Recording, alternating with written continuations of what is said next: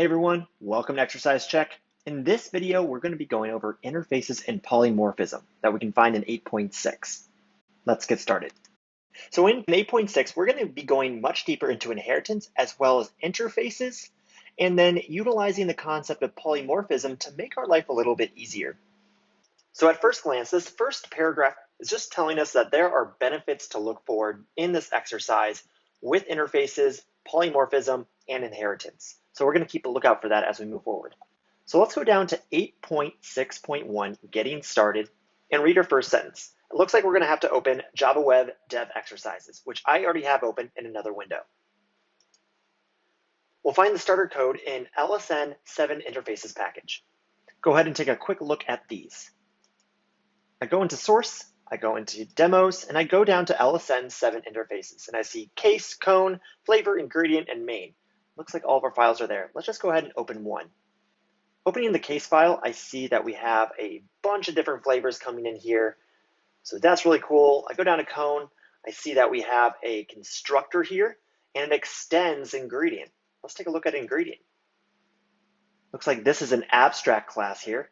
Very cool. And then we have our main, our starting point for our application. All right. So it tells us we're going to be practicing implementing interfaces and playing around with the small ice cream store that we have in this demo. It consisted of that case class that we saw and those flavors, as well as the cone objects that we also saw when we were exploring that package. So let's go down here to 8.2 and start this exercise. So we need to display a menu to the customers, so we need to sort the ice cream flavors alphabetically by their name field. And it says that we can use the comparator interface to help us with this. So coming down here to this section, we need to create a new class called flavor comparator and implement the comparator interface. So let's go ahead and do that. Come over here, as always, right-click, new, Java class, and call it flavor comparator. In the exercise, it told us very explicitly how to do this. So I'm going to copy that code and paste it over here. I'm going to say implements because this is an interface. If it was a class, I would have said extends, and then I implement the comparator interface. I say import class, and there we go. We're getting this red up here, so what's the red say? It says we need to implement some methods. When I click that, it gives us a long list of methods to implement. So let's go back to our instructions and see if it wants to do one specific one. It says that we need to implement the compare option, and it gives us a picture of it, so compare. Going back to IntelliJ, I see I have compare highlighted, and I press OK. And now it's overridden, and our error is gone. Let's go back. What does it want us to do? So it says that returning 0 doesn't do anything. It does no sorting. So we need to replace line 8 with this return statement. So I'm going to copy this because that sounds very important. And I'm going to paste it here. All right, no errors, so let's go back. This returns an integer, a negative, positive, or 0, depending on whether the flavor objects O1 or O2 comes first, alphabetically. Well, that helps us a lot. That's going to help us with the sorting algorithm. So it looks like once we're done with 3 here, we can move on to the next section. So we're on to 8.6.2.2, sorting the flavors array list. In main, we must declare a menu that contains everything in the case as well as specific flavors and codes and collections. So we already have a main written, so I'm going to make sure that this code is there. So I go back to IntelliJ, I double click on main, and I come in here, and I see case menu, and all those array lists are already there. Perfect. So to sort the flavors, we need to create a new flavor comparator object. And it looks like this line is given to us, so I'm going to copy this and bring it over to our main. So we've seen this before. We're using a more generic type comparator, but we're building a more specific type, the flavor comparator, and then saving it into this comparator variable. So that's what we're doing on this line. Next, we have to call the sort methods on the flavors and pass the comparator object as the argument. And it gives us that line again. So I'm going to keep utilizing that. So I pasted that flavors.sort in there. Flavors is coming from this array list here, .sort, and then we pass in the comparator. All right, let's keep going. We need to iterate through the flavors list before and after the sort shows the results.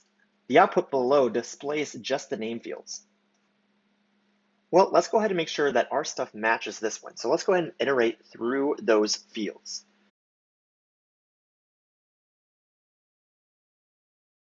So what I'm doing here is that I'm using a for each to print out the flavor's name before we sort it. So I'm going to copy down then this for loop once more after we sort it, and we're going to see what the differences are. So we can tell what they are. Let's do a system.out.println here and say before sort. And then I'm going to say after sort. And let's run this.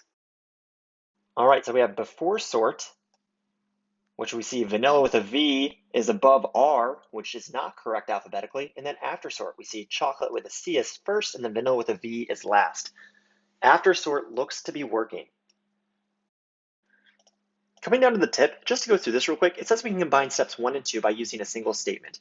Flavors.sort and putting in that new flavor comparator. You can absolutely do this. This is just creating a new instance of that flavor comparator directly into the sort method. So this would save us a line of code. I'm going to keep it the way it is though as we move through this example. All right, on to 8.6.3, sorting cones by cost. Now let's sort our cones by cost from least expensive to most expensive. We need to create a new cone comparator. So we know how to create a new class. Let's go ahead and do that. There we go. And just like flavor comparator, it implements comparator. But in this one, we're going to be comparing cones. So I'm going to put in cone instead of flavor there. There we go. And now what I'm going to do is implement methods once more and do that compare, just like we did in the flavor comparator. Perfect, we have everything made here. Now we need to evaluate those cone objects by cost. All right, so let's go back. So we need to, again, replace this return statement with something that's actually going to sort our stuff. So what we can do is that we know that the comparator has to return a positive integer if O1 is greater than O2, a negative integer if O1 is less than O2, and 0 if O1 and O2 are equal. So if you think about it, starting at this one, how could we return 0 if O1 and O2 are equal? Well, if O1's cost and O2's cost are equal, if we subtract the cost from each other, say they both cost $1, $1 minus $1 equals 0. So it sounds like subtraction could work here. For a positive integer, O1's cost is $2. If O2 has maybe a $1 cost, well, 2 minus 1 is 1, which is a positive integer. So it sounds like we need to subtract O1 by O2. So that's what I'm going to do in this return statement.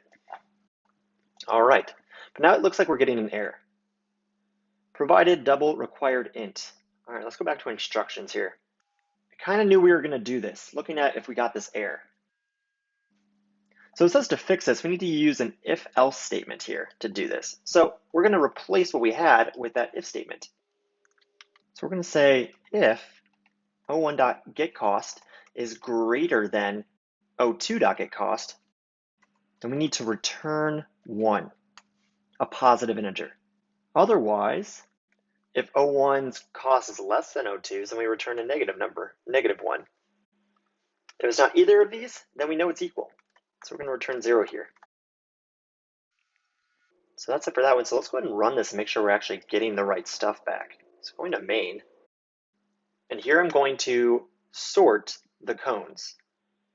So I say cones.sort, and in here I'm going to do that shorthand method that they showed us earlier, new cone comparator. We need to make sure that this sort algorithm is working correctly. So I'm going to copy this for loop up here and edit it a bit. Instead of flavor, we need cone.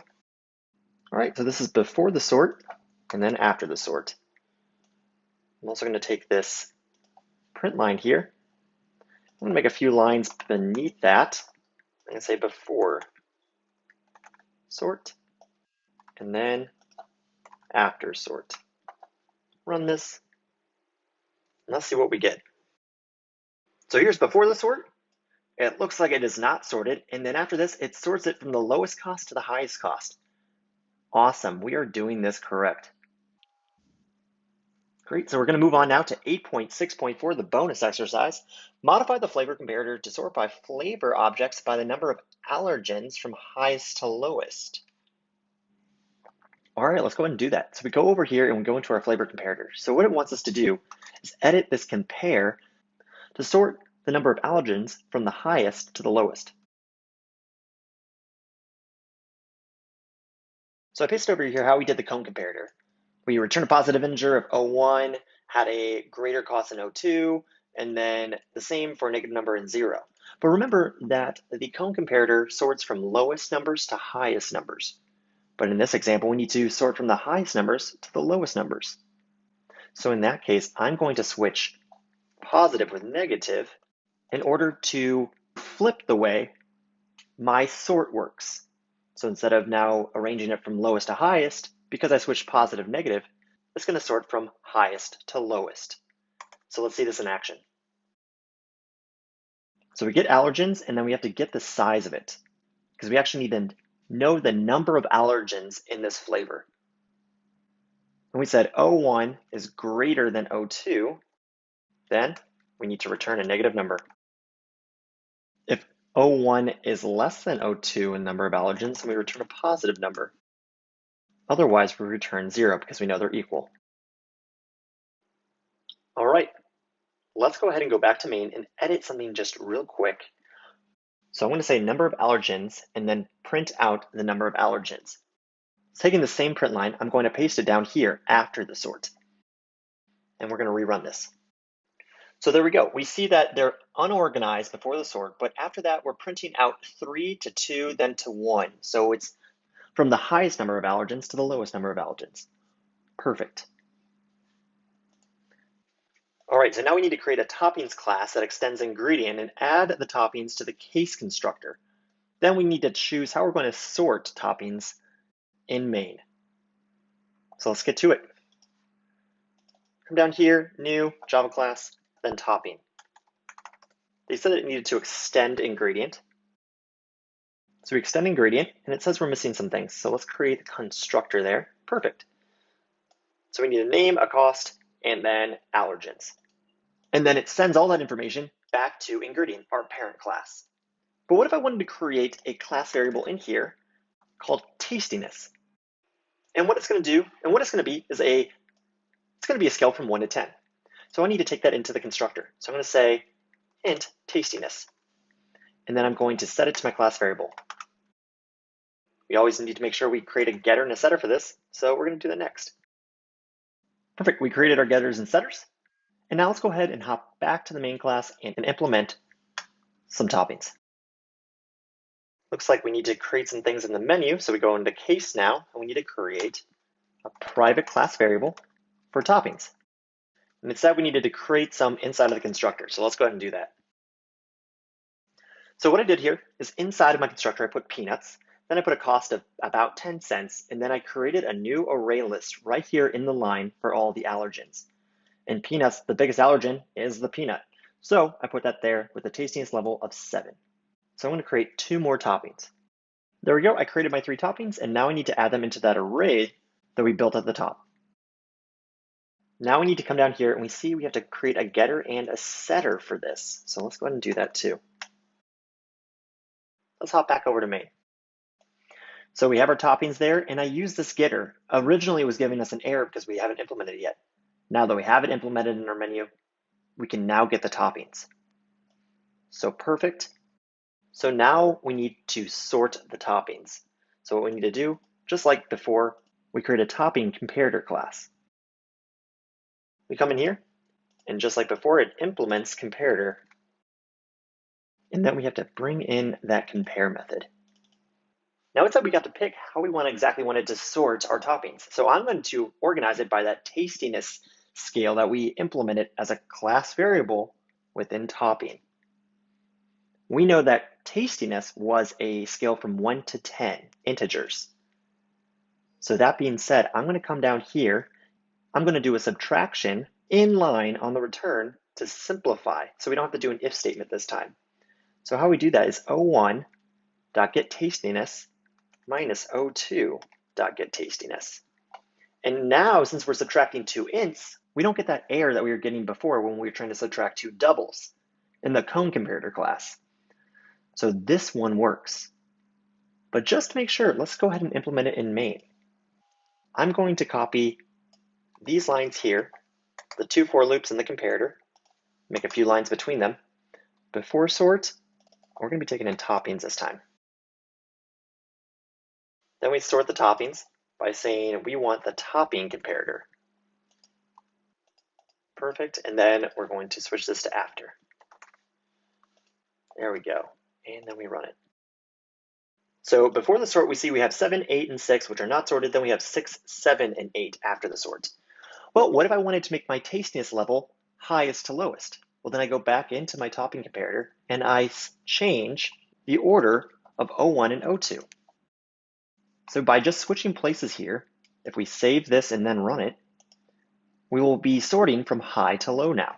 So now we have 8, 7, and 6. So it looks like in our final steps says, just keep this in mind as you go into the studio activity. We'll be seeing a lot of what we did in this exercise when we move over there. So that being the last step, that means we are done with this exercise. Great job following through to the end. Finally, feel free always to reach out with any questions, and thanks for watching.